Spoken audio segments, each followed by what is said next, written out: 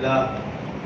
قال النبي صلى الله عليه وسلم: الجهاد ماض إلى يوم القيامة، أو كما قال عليه الصلاة والسلام.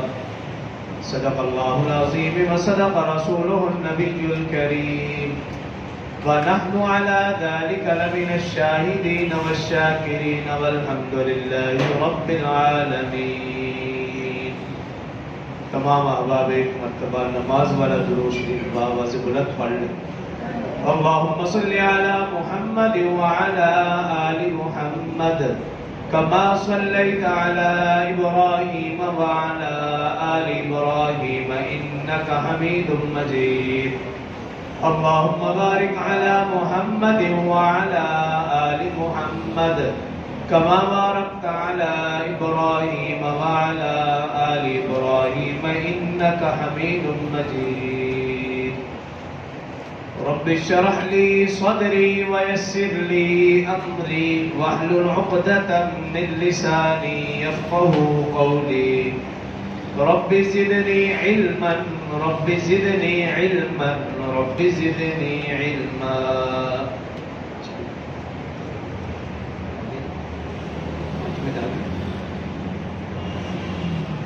میرے انتہائی واجب الاحترام برادران اسلام، دوستوں، بزرگوں، بھائیوں، اسلامی مہینوں کے اعتبار سے یہ شوال المکرم کا مہینہ سن 3 ہجری شوال المکرم کے مہینے میں اسلام کا دوسرا بڑا معرکہ پیش آیا، جسے غزوہ احد کے نام سے پکارا جاتا ہے. آج کے مختصر سے خطبہ میں اسی غزوے کے حوالے سے چند گزارشات پیش کروں گا. محترم سامعین،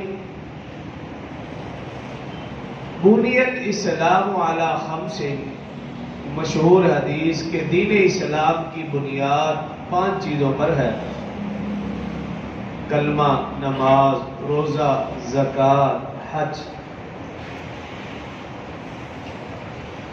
لیکن جہاد کے متعلق رسول اللہ صلی اللہ علیہ وسلم نے ارشاد فرمایا کہ جہاد اسلام کی روح ہے.